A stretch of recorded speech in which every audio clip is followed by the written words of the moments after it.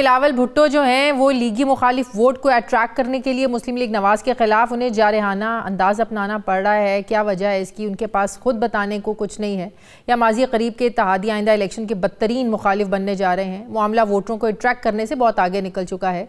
MQM को साथ मिलाकर सिंध में मुस्लिम लीग नवाज़ की जो प्रेजेंस है ये पीपल्स पार्टी के लिए धचका हो सकता है। साथ ही इलेक्शन से पहले 18वीं तरमीम में छेड़छाड़ भी पीपल्स पार्टी के साथ वजह तनाज़े हो सकती है। सबसे बढ़कर पीपल्स पार्टी का लाडला या इंतज़ामिया की मदद का इल्ज़ाम अभी तक मुस्लिम लीग नवाज़ कोई मुनासिब इसका जवाब नहीं दे पाई है। ऐसे हालात भी एक तरफ कौमी हुकूमत जैसी बातों पर भी पीपल्स पार्टी इनडायरेक्ट लबैक करती नज़र आ रही है, जिसे मुस्लिम लीग नवाज़ मानने को तैयार नहीं है। तो इख्तलाफात तो बहुत सारे हैं जिन पर जरदारी साहब चुप हैं, लेकिन बिलावल बड़े इस पर गुस्से में हैं। इसी पे बात करने के लिए नाज़रीन मुझे ज्वाइन कर रहे हैं पाकिस्तान पीपल्स पार्टी के सीनियर रहनुमा कमर ज़मान कायरा साहब। अस्सलाम वालेकुम, बहुत बहुत शुक्रिया कायरा साहब आपका। कायरा साहब, आज एक बार फिर से बिलावल साहब ने बड़ी तनकीद की नून लीग पर। उन्होंने कहा कि जिनको लाहौर में टमाटर अंडे पड़ रहे हैं उनको सिंध नहीं पंजाब की फ़िक्र है। जवाब में राना सनाउल्लाह साहब ने कहा कि उनके ख़िलाफ़ बात करके ही तो पाकिस्तान पीपल्स पार्टी वोटर को अट्रैक्ट कर सकती है, जिसका मतलब ये है कि शायद बिलावल साहब के पास खुद की कुछ बताने के लिए नहीं है, अपनी कोई कारकर्दगी बताने को नहीं है। शायद इसीलिए वो नून लीग के जो है ना वो मुखालिफ बात करके ही वोट ले सकते हैं।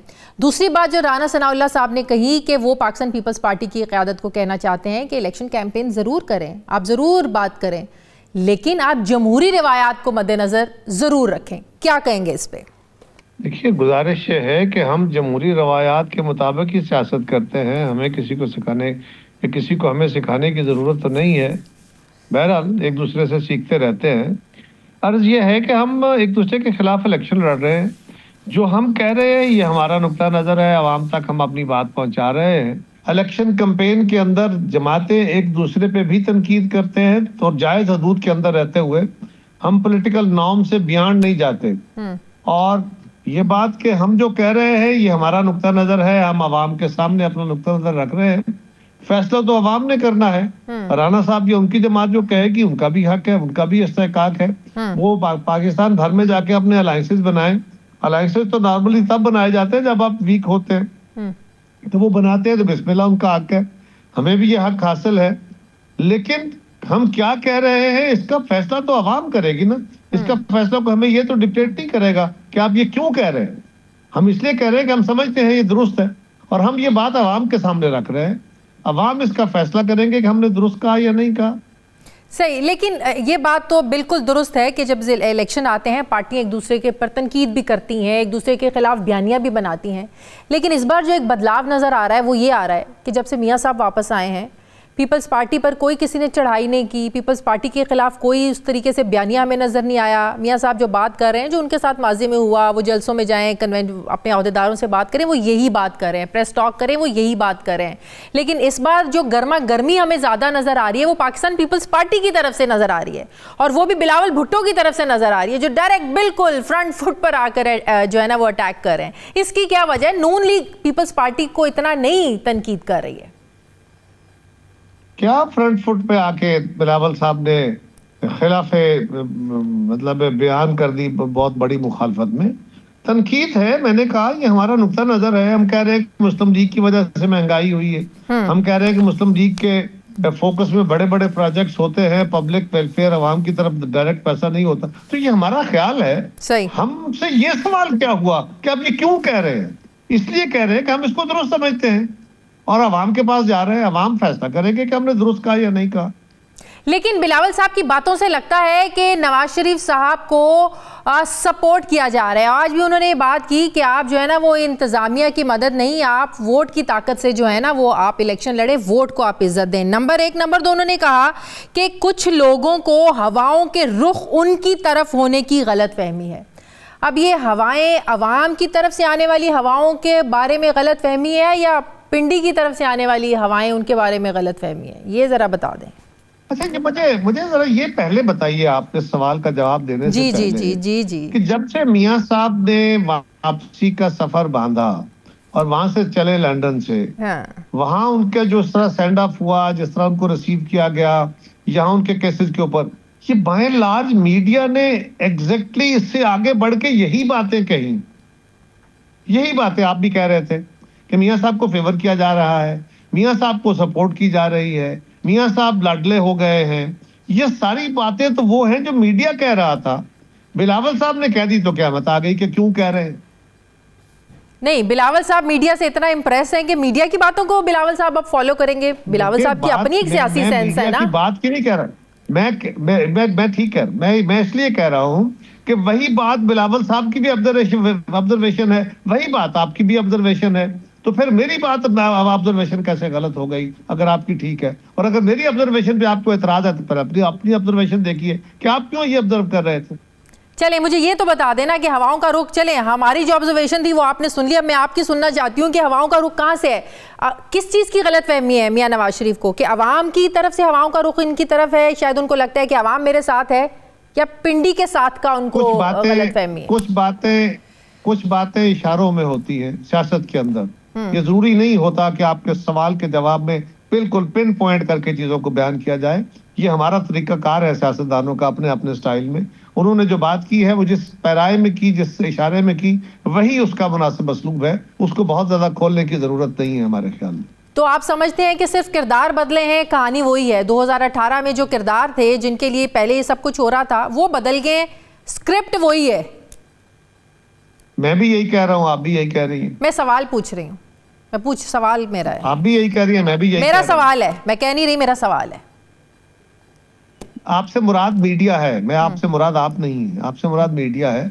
मीडिया भी वही कह रहा है कि स्क्रिप्ट पुराना है, प्लेयर नए हैं। सही। अच्छा, मुस्लिम लीग नून अब 18वीं तरमीम के हवाले से भी खुलकर अब बात कर रहे हैं। पहले वो कह रहे थे कि नहीं, हम सिर्फ NFC अवार्ड को जो है ना उस बारे में तब्दीली लेकर आएंगे, लेकिन एहसन इकबाल साहब ने आज ये बात कही। उन्होंने कहा कि मुस्लिम लीग नून समझती है कि 18वीं तरमीम अधूरी है, मुस्लिम लीग इसको मुकम्मल करेगी और इसकी रूह के मुताबिक इस पर अमल कराएगी। 18वीं तरमीम के जरिए मरकज़ से इक़्तिदार सूबों तक ज़रूर मुंतकिल हुआ, मगर सूबों से ये इख्तियार बल्दियाती इदारों की तरफ मुंतकिल नहीं हुआ। जो शायद ये कहने का मतलब है कि पीपल्स पार्टी ने जब 18वीं तरमीम ज़ाहिर है आपके दौर में ही आई, तो आप लोग चाहते नहीं थे कि जो इक़्तिदार है वो सूबों से नीचे तक मुंतकिल हो, तो वो इसमें तब्दीली चाहते हैं। पाकिस्तान पीपल्स पार्टी से एग्री करती है? मेरा ख्याल है ये सवाल इस तरह नहीं है। ये बात हमारे दौर में भी नहीं हुआ, हमारे बाद मुस्लिम लीग का दौर आया, उस दौर में भी वही सूरत ख्याल थी जो आज है। हमारे यहाँ एक जनरली तासर ये है कि लोकल बॉडीज का निज़ाम जो है वो 3rd tier of the government है। डेमोक्रेसी में ये तीनों टियर्स काम करते हैं तो डेमोक्रेसी फंक्शन करती है।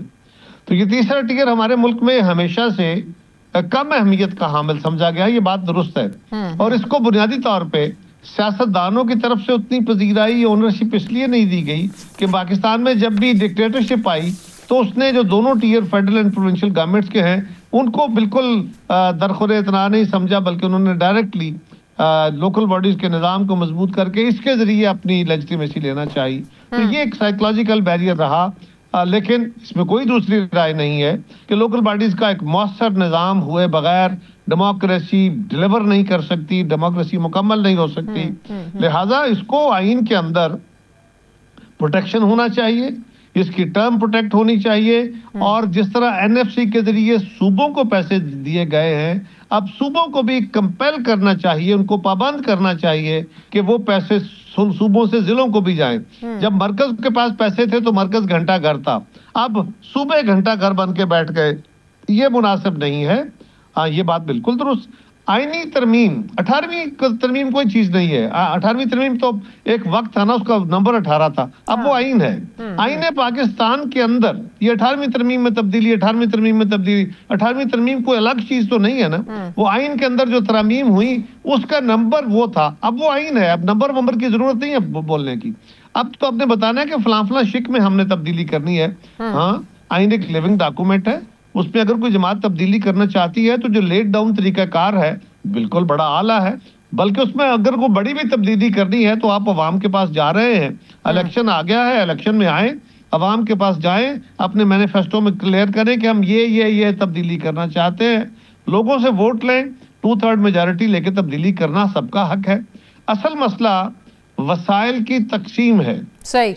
हमारे नजर में भी, हमारी दानिश में भी, पीपल्स पार्टी भी हमेशा ये बात कहती रही कि 18वीं तरमीम में कुछ चीजें अभी और होनी चाहिए, होने वाली हैं। उस वक्त जब 18वीं तरमीम हुई थी, उस वक्त जिन चीजों पे इत्तेफाक राय हो गया सबका, वो हमने कर ली थी कि यही रूह जारी रहनी चाहिए कि इत्तेफाक राय हो, ताकि इसमें तसादुम ना हो। हाँ, एनएफसी जो है उसके अंदर तो अपने जो काउंसिल ऑफ कॉमन इंटरेस्ट से उसका फैसला कराना है, वहां सूबे जो है वो स्टेक होल्डर्स है और सूबों को अपने मशावरत के जरिए इत्तेफाक राय कराना है। सही। हाँ, तो इसका तो अगर कल कोई इत्तेहादी हुकूमत बनती है, की जो रूह थी, जी एनएफसी की जो रूह थी ना, तो उसके तहत क्योंकि हम स्टेट को चला नहीं पाए, इसलिए अब रिसोर्स जो है वो फेडरेशन के पास कम है, सूबों के पास ज्यादा है, तो ये नहीं होना चाहिए था। सूबों को भी और मरकज को भी अपना रिसोर्स बढ़ाना चाहिए था,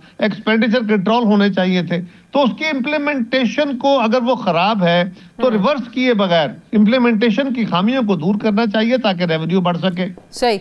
कायरा साहब, तो इसका मतलब है कल को अगर इत्तेहादी हुकूमत बनती है, जो जरदारी साहब को लगता है कि कोई भी पार्टी, चाहे पीपल्स पार्टी हो चाहे नून लीग हो, कोई भी जो है ना वो 2/3 के साथ हुकूमत नहीं बना सकती, कौमी हुकूमत की उन्होंने बात की। अगर इत्तेहादी हुकूमत आती है, आप लोग भी उस हुकूमत का हिस्सा होते हैं, ज़ाहिर है सियासत में कुछ हरफ आखिर तो होता नहीं, आज तनकीद कर रहे हैं, कल को आप लोग साथ भी हो सकते हैं, तो आप लोग फिर इसको सपोर्ट करेंगे? देखिए ना, ये आज कहना कि इसको सपोर्ट करेंगे ये मुनासिब नहीं है। ये सवाल इस तरह रेज ही नहीं करना चाहिए। सवाल ये है कि जब कोई आइडिया देगा, फर्ज करें एक लीड पार्टी है, एक कोalition बनती है, जिस तरह आपका सवाल है, उस कोalition में एक पार्टी कहती है कि ये तरमीम होनी चाहिए, वो बाकी जमातों के सामने रखे कि अगर इत्तेफाक जमातें कर लेंगी, देखा जाएगा कि उसकी यूटिलिटी क्या है, उसके असरात क्या आते हैं, क्या पाकिस्तान के लिए ये बेहतर है, तो उसको हर बेहतर लॉ को, हर बेहतर आईनी तरमीम को कबूल किया जाएगा। सही। और अगर को उसके अंदर खतरात हुए, खदशात हुए, गलतियां हुई, उसको रजिस्ट कर लिया जाएगा। ये तो उस वक्त की बातें हैं जब कोई तजवीज तरमीम सामने आएगी। अभी मैं ब्लैंकेट में तो नहीं कह सकता उन्होंने क्या करना है, ना आपको पता है ना मुझे पता है।